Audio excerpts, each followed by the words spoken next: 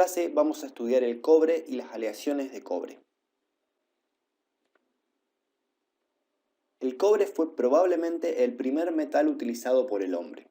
Al ser blando, se le dio forma fácilmente en adornos y armas durante la Edad de Bronce.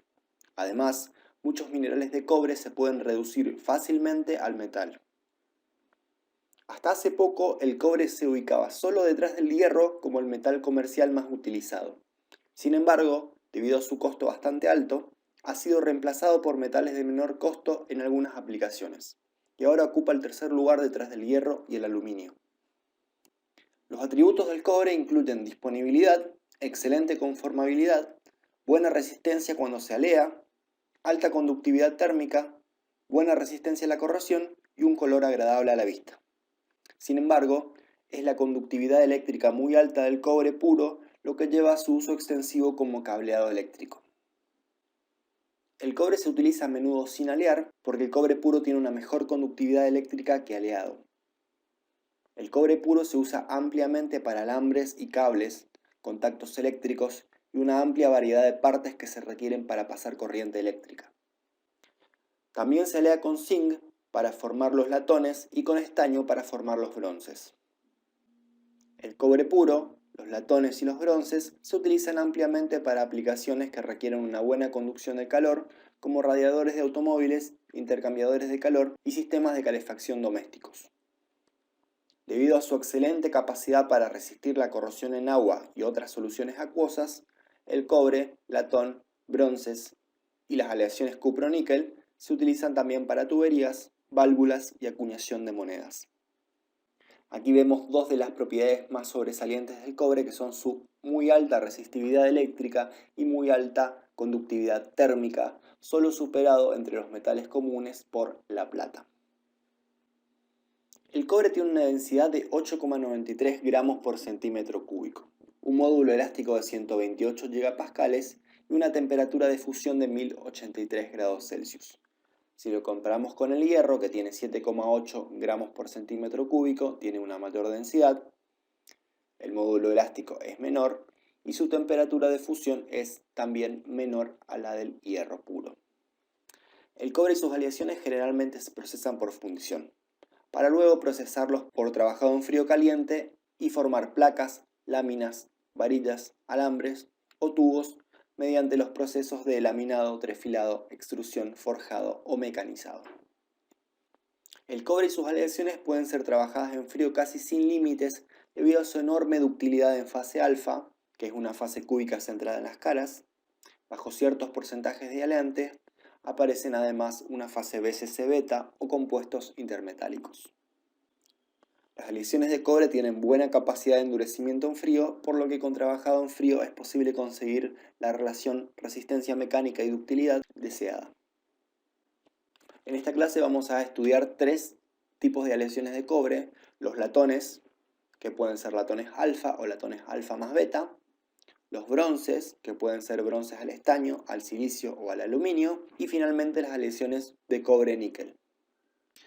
Los latones son aleaciones cobre-zinc más aleantes minoritarios. El zinc es más barato que el cobre, por lo que se encuentra altamente aleados. Así, al aumentar el porcentaje de zinc es más barata la aleación. También al aumentar el zinc mejoran las propiedades mecánicos, pero baja la resistencia a la corrosión debido a que el zinc resiste menos a ciertos tipos de corrosión que el cobre.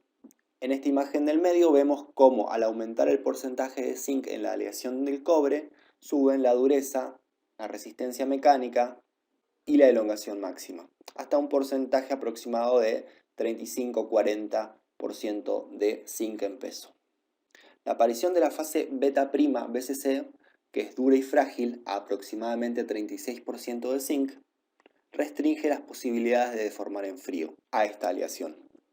Aquí vemos en el diagrama cobre-zinc como aproximadamente 35-36% de zinc aparece esta fase beta', que es dura y frágil, y a partir de aquí es mucho más difícil trabajar en frío la aleación debido a que esta fase precipitada en bordes de grano le confiere un carácter muy frágil a la aleación. Los latones alfa, o también conocidos para trabajo en frío, tienen muy buena resistencia a la corrosión debido al alto contenido de cobre. Son muy dúctiles y blandos a temperatura ambiente debido a que tienen una microestructura 100% de fase alfa FCC y son altamente endurecibles por trabajado en frío. Los latones rojos, que tienen mayor porcentaje de zinc, entre el 20 y el 36%, sufren de corrosión en bordes de grano luego del trabajado en frío, lo que los hace propensos a fisuras intergranulares, como vemos en esta imagen de la derecha, donde vemos una microestructura de granos FCC con una fisura intergranular. Debido a esto, en los latones rojos es necesario llevar a cabo tratamientos térmicos de recocido para aliviar las tensiones luego del endurecimiento en frío. Los latones alfa en general tienen aleantes menores como el plomo, que mejora la maquinabilidad, el níquel y el aluminio para aumentar la resistencia a la corrosión.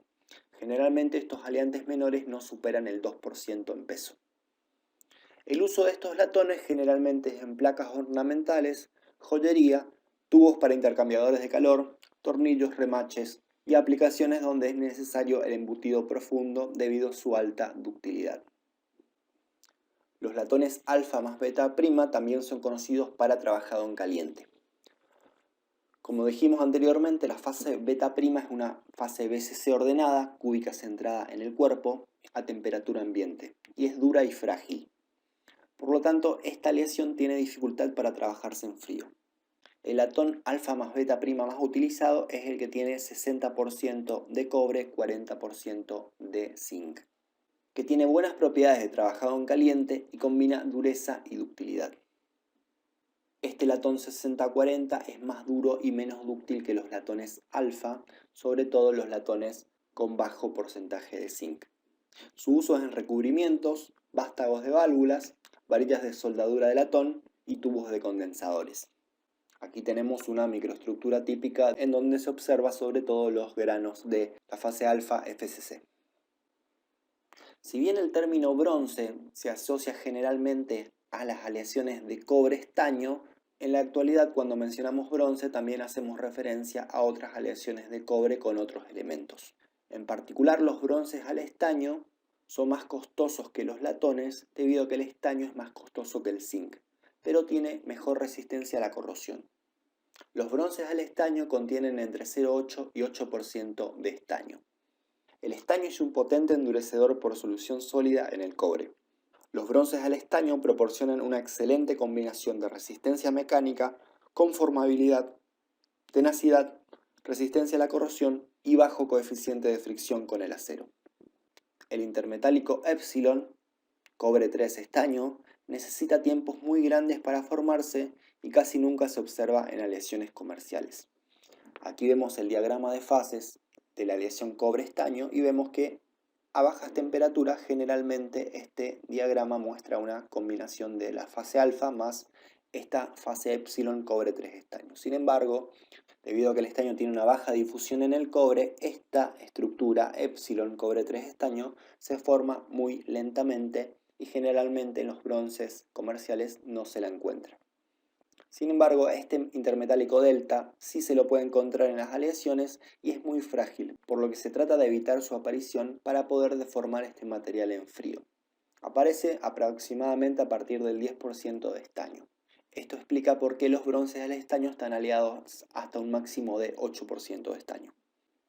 El uso de estos bronces es fundamentalmente en bujes, debido a su bajo coeficiente de fricción con el acero, y también en arandelas de sujeción y resortes. Los bronces al aluminio, por supuesto, son aleaciones de cobre-aluminio y tienen buena resistencia mecánica y buena resistencia a la corrosión. El aluminio mejora la resistencia y la ductilidad del cobre. Los bronces al aluminio son similares a los latones, pero con una mejor resistencia a la corrosión.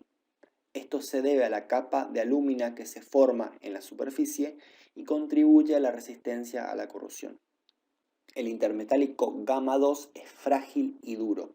Se forma a partir del 9% de aluminio, como vemos en el diagrama cobre-aluminio. Las aleaciones con menos de 9% de aluminio, que se encuentran en fase alfa FCC, son dúctiles y trabajables en frío.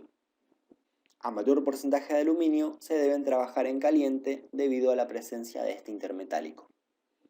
Los bronces alfa muestran buena resistencia mecánica y buena resistencia contra la corrosión atmosférica y en medios acuosos. Se usan para aplicaciones de ingeniería química, fundamentalmente en componentes expuestos a altas temperaturas y donde se requiera resistencia a la corrosión. Los bronces al silicio son aleaciones cobre-silicio y son una buena alternativa de bajo costo para los bronces al estaño.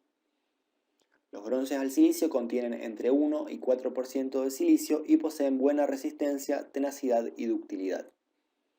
Como vemos en el diagrama cobre-silicio, existen ciertos intermetálicos a partir del 4% de silicio, pero no suelen observarse en aleaciones comerciales porque están restringidos al 4% de silicio en la aleación. Por esto están generalmente en fase alfa FCC, en donde vemos aquí el campo de la fase alfa. Sus usos pueden ser en tanques, recipientes a presión, en la construcción marina debido a la resistencia a la corrosión de esta aleación en ese medio, y conductos hidráulicos a presión. Y finalmente las aleaciones de cobre-níquel son aleaciones de estos dos elementos químicos y contienen entre 2% y 45% de níquel. El cobre y el níquel forman una serie completa de soluciones sólidas y debido a esto muchas de sus propiedades cambian continuamente con la composición.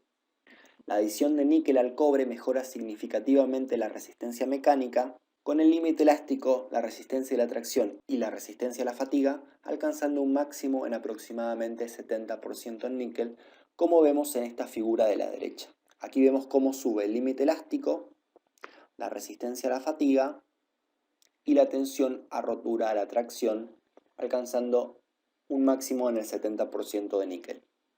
Debido a estas propiedades se utilizan monedas, aplicaciones eléctricas y como material resistente a la corrosión en algunos ambientes. Y finalmente algunas propiedades mecánicas de algunas aleaciones de cobre. Lo más notable de esta tabla es cómo cambian las propiedades mecánicas en la condición de recocido y de endurecido por trabajado en frío. Si vemos aquí, en esta parte están los latones y vemos que los latones varían en tensión de rotura que van desde los 200 hasta casi los 500 megapascales y límites elásticos que van de los 70 hasta los 450 megapascales.